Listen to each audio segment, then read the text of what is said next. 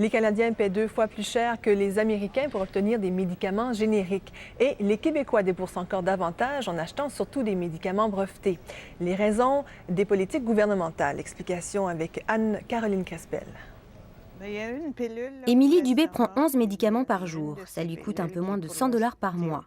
Si le gouvernement ne payait pas, ça me coûterait environ au moins 300 $ par mois. Au Québec, les médicaments, c'est 20% des dépenses de santé.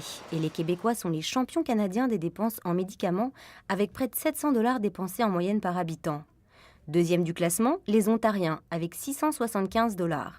C'est au-dessus de la moyenne nationale évaluée à 648 $ et nettement plus que la Colombie-Britannique, qui encourage la consommation de médicaments génériques. Un coût élevé car la majorité des médicaments prescrits sont des originaux, plus chers que leurs copies. Des médicaments génériques moins chers que les originaux, mais 2 fois plus chers au Canada qu'aux États-Unis selon une étude de l'Institut Fraser. Une différence de prix qui s'explique par un marché américain très compétitif et déréglementé.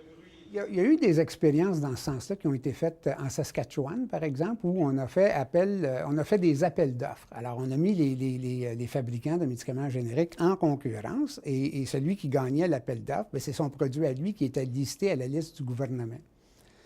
Ce système-là a fonctionné pendant quelques années et ça n'a pas été très long que tout le système est tombé et le gouvernement de la Saskatchewan était prêt à abandonner le système parce que ça ne fonctionne pas. Le Québec a fait le choix d'encourager les entreprises pharmaceutiques solidement implantées dans la province. Chaque nouveau médicament inscrit sur la liste du Québec est remboursé pendant 15 ans, même si une copie moins chère est disponible sur le marché. Un obstacle à la concurrence, explique Jean-Claude Saintonge.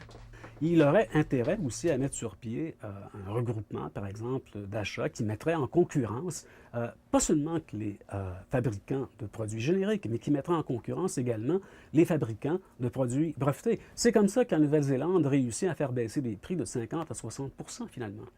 Le modèle néo-zélandais serait-il exportable au Québec? Certains le pensent.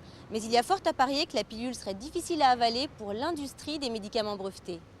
Anne-Caroline Crespel, Radio-Canada, Montréal.